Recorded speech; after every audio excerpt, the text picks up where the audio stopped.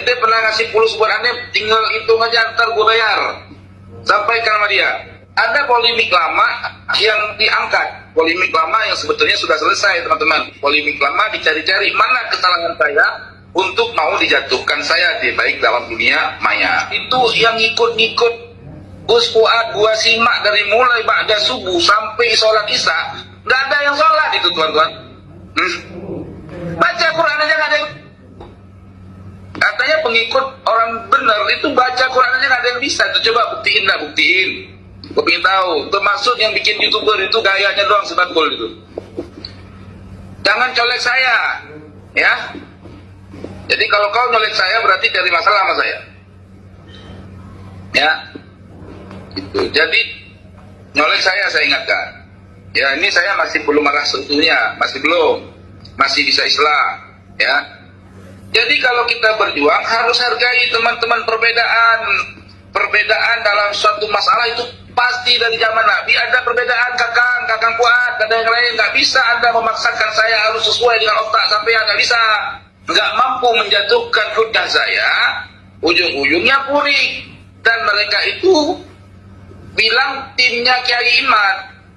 Dan saya dibikin judul Said Qori atau Teguh Qori dikeluarkan dari timnya Kiai Imad. Nanti saya akan tanya sama Kiai Imad, benar apa enggak? Kalau benar saya terus terang aja, ini nggak ada urusan tim. Wong Kiai Imad ngomong sendiri, saya ngomong sendiri di media tentang masalah nasab. Kebetulan cocok satu pendapat, yaitu kita bahas.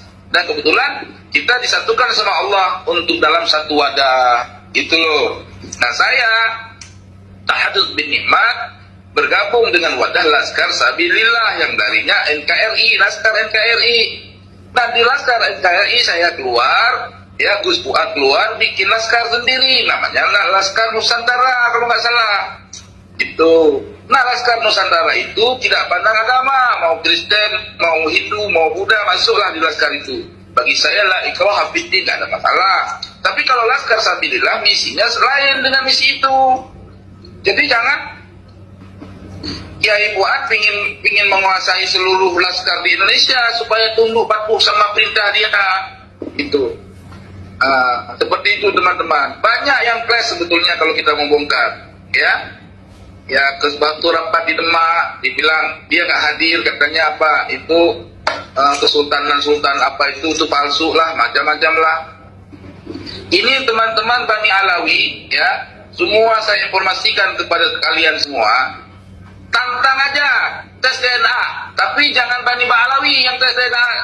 Semua yang ngaku-ngaku juriyatnya Sunan Ampel, Sunan Derajat, semua ajak tes DNA, ya, ajak tes DNA itu semua. Saya ajak tes DNA biar ketahuan semua, gitu loh. Nanti ujung-ujungnya pada kuat nggak sama tes DNA, ya? Ya sekarang orang itu menyatakan untuk agar Pak Alawi tes DNA. Ya itu si Fuad udah tes DNA, upload grupnya apa itu coba tanya. Nggak berani dia buka, gitu loh. Nggak berani dia buka udah berapa bulan, gitu. Upload grupnya apa dia itu? Dia bukan, gitu. Jadi nuntut orang, tetapi diri sendiri sebenarnya kemana jalur upload grupnya? Nah sekarang rombongan-rombongan yang pada mengaku keturunan Wali Songo, ya semua punya data, katanya punya manuskrip. Minta supaya mereka semua mau tes DNA. Coba dah. Coba. Ingin tahu saya.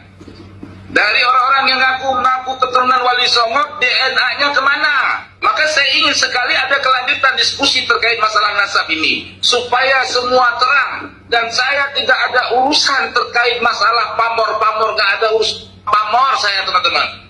Mau ada yang subscribe saya banyak, pengikut di viewer saya, nggak ada urusan bagi saya teman-teman. Ada yang nggak mau ikut, ada yang mau subscribe, itu urusan masing-masing. Yang menilai saya buruk, tafadhol maskura la ba'sa alaina, nggak urusan buat saya.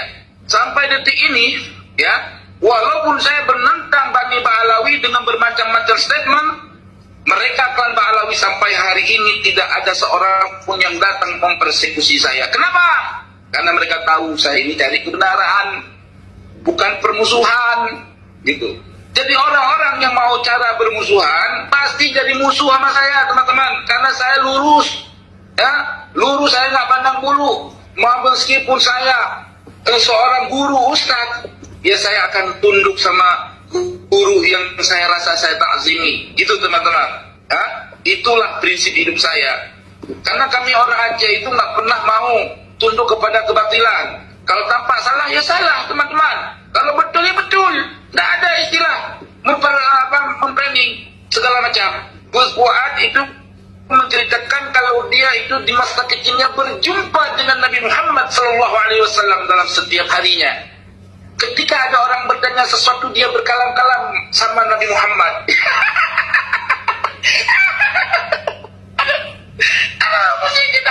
Itu gara-gara itu juga hati saya menolak. Cerita dongeng sebelum tidur dari mana lagi ini? Itu teman-teman. Karena kalau mau menceritakan masalah ketemu Nabi, itu harus ada bukti. Buktinya apa buktinya? Kalau saya mau ceritakan ketemu Nabi, sah-sah aja saya bisa teman-teman semua. Tapi apalah guna? Itu bukan persoalan orang akan melihat siapa kita. Kalau yang ceritakan kalau Syekh Hasyim Asy'ari yang berjumpa dengan Rasulullah, orang bisa mudah untuk percaya. Kenapa orang saleh kok? Orang muttaqin. Ya teman-teman. Ini orang mengaku jumpa sama Nabi. Hal ihwal keadaan dirinya aja rusak. Macam mana kita mau tahu dia mau percaya dia ketemu Nabi di masa kanak-kanaknya? Aduh, ini banyak orang yang sekarang berani-berani ngomong ketemu Nabi biar banyak yang jatuh cinta. Jadi teman-teman, ada beberapa persoalan yang ingin saya sampaikan kepada teman-teman agar teman-teman mengerti. Pertama, bahwa apapun yang terjadi terhadap fitnah buat saya tetap dalam barisan Kiai Imad untuk mendukung tesis Kiai Imad supaya mana sahih, mana yang tidak sahih, mana yang rajih dengan mana yang maju. Kiai Imad lurus, tapi keadaan ini dimanfaati oleh mereka-mereka yang ingin dapat fulus di balik ini. Ya, hati-hati teman-teman. Ya, kalau kata ulama dalam kitab Ta'limut Ta'lim, cari guru yang benar-benar ahli ilmu. Kalau dia nggak pernah baca kitab, ngajarin kitab, jangan dipercaya dia orang alim, teman-teman. Ya, apalagi omongnya tidak jelas, teman-teman. Sekali dalam sehari 10.000 perubahan. Apa yang kita mau dengar? Teman-temanku yang dirahmati oleh Allah, dimanapun antum berada. Ya, nah saya tadi sudah mengcounter jawaban di balik fitnahan yang diungkapkan atau yang disebarkan oleh YouTuber yang nama YouTube-nya AWK Channel. Dan dia ini bukan YouTuber merdeka, tetapi YouTuber di bawah pesan sponsor. Ya, dia itu anak buahnya Gus Fuad Pleret. Ya, dia dapat gaji teman-teman. Ya, berapa tadi gajinya? Ya, doakan teman-teman biar saya dapat rezeki bisa ngajak orang itu tobat untuk bisa saya gaji. Karena dia kalau banyak dapat gaji, ke situ dia turun teman-teman. Yang mana yang ngasih duit banyakan, pasti orang itu keluar dari yang duit sedikit. Mesti cari yang duit yang banyak. Doakan teman-teman biar saya jadi orang kaya teman-teman. Nanti orang-orang kayak gitu akan saya gaji teman-teman. Kalau yang dulu dia cuma digaji 4 juta sebulan, teman saya gaji 10 juta sebulan kalau saya jadi orang